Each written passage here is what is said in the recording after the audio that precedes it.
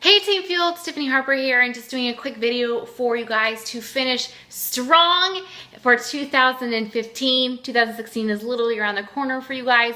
And I know Thanksgiving is just a couple of days away. So I wanted to share a really quick video to help you keep momentum as you're preparing for whatever goals you have written down for 2016. Some of you have shared some things that you want to accomplish in the new year, and I am so excited. But let me tell you the truth is that now is when you have to start putting in the work. You cannot wait until 2016 to start hitting the ground running. Like, I'm not joking. When 2016 hits January 1st, it's gonna be crazy. This is where now is when you need to start making the connections with people. Now is when you need to start talking and sharing and inviting, because even if you hear no now, they will be ready by the time January 1st comes around, and they'll think of you because you've already done the work and connected with them in the past, in 2015. So some things that for you to do right now that will help you, and if you are persistent in this, I guarantee you will see results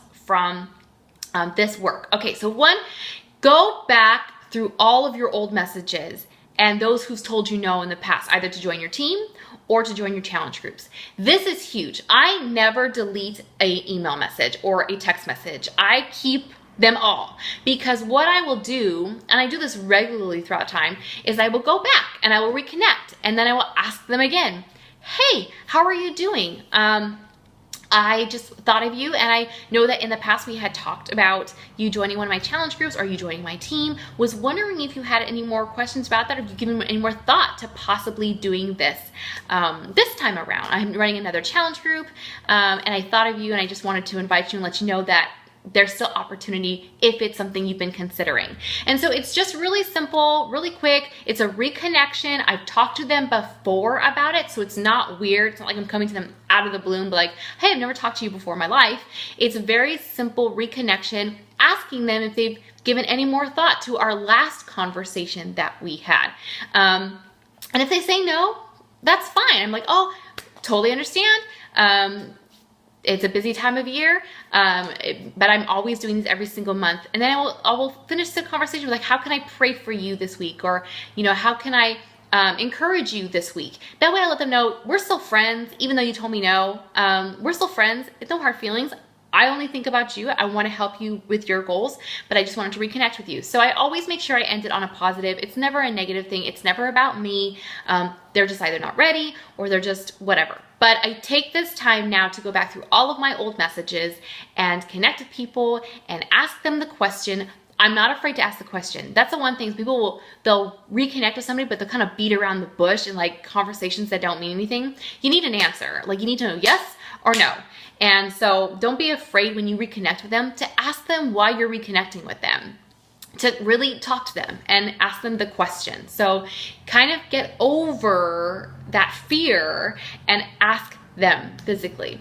And when you're deciding on the person that you're reconnecting with, decide if one email is going to be enough or if this person will need more contact. So for me, I have some people who I know I just need to contact them once and they'll let me know right away, yes or no. There are other people who they need a little more assurance. They need a little more conversation. They need more touches. They need more, they have tons of questions and they feel like they're never getting enough answers. And so I always make sure I'll use different methods in order to connect with this person and make them feel valued and add value to their life. So I will email them first, then I will text message them, or I'll send them like a little note saying, hey, I'm thinking about you. And because then I'm always in the back of their mind, so that when they do get back and they do realize that they make the decision whether or not they want to join my team or my challenge group, they will get back to me right away and say, hey, I thought a lot about your question. I want to make a decision. So that's what I do the first part. And then also assume that if someone doesn't get back to you right away or they don't respond at all, assume that they get busy.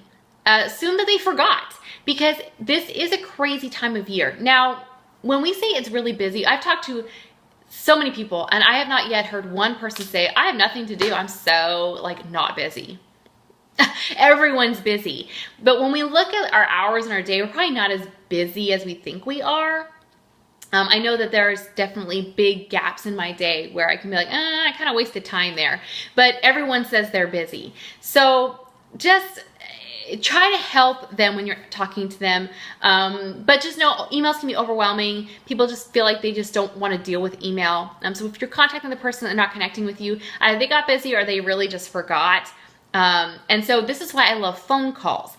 I try to schedule at least 15 to 30 minutes, maybe more if I know this person's going to need a lot more assurance and conversation. They have a lot of questions, but I get on the phone with them and I, answer their questions and I share my story and I'm really upfront with them.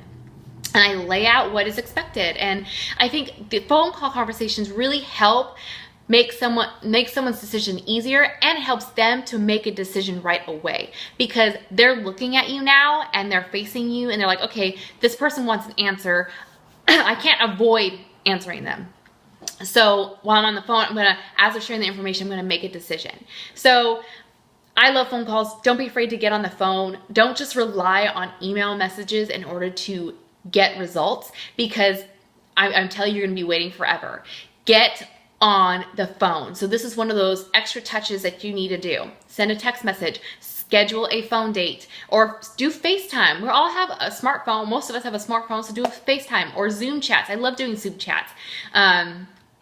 It's a great way to see the person face to face, and you can kind of visually see whether they understand you, whether they have questions, whether there's fear involved. So get on the phone. Don't just rely on email, but do be going back through all of your old contacts and reconnecting and asking the questions and inviting them. And then also reach out to your current customers and ask for referrals. Ask them if they know anybody, if you've already talked with them and they don't want to be a fitness coach, if they don't want to join your team, ask them, do they know anybody who would benefit from living healthier? I don't know a single person that doesn't want to be healthier. Everyone I talk to, oh yeah, I would love to be healthier. Oh yeah, this is why we have a job. So ask them, hey, do you know anybody who would benefit from either being in my challenge group or would love to get in shape during the holiday season or in 2016? Would love to connect with them. And so they'd be more than happy to share those people with you. Also, most people don't know that they can invite their friends to join them in a challenge group, in the challenge group that you have. They don't know that unless you tell them, hey, why don't you invite a friend to join you so that way you have extra accountability and you have somebody you know who's doing this together.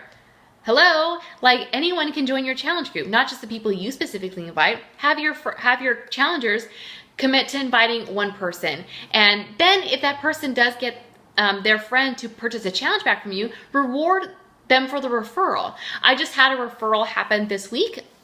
One of my customers said, hey, I was talking to somebody about Shakeology and he wants to buy a couple bags and give them as Christmas gifts. I said, great. And I knew she didn't want to be a coach. So I said, listen, you can go to this website and I'm also going to be sending her a gift as a thank you for a referral. So ask people for referrals. It's not a bad thing. It's a great thing. It's a great way to get your name out there and to get your business going. But this kind of stuff, if you're consistently doing this and you're persistent in connecting, you're persistent in following up, I guarantee that when 2016 is here, you will see the return on this stuff, but you have to do it. This is part of the 3 vital behaviors, so you have to do it. You can't just do it one day and not the next. You have to do it every single day. Your three vital behaviors must be non-negotiable. So I hope this helps. If you have any questions, feel free to leave it below in the comment section of this video. But I am so excited. Happy Thanksgiving, you guys, and I cannot wait to hear how this works out for you and celebrate and get ready for 2016. It's gonna be an awesome time for Team Fuel. Get ready.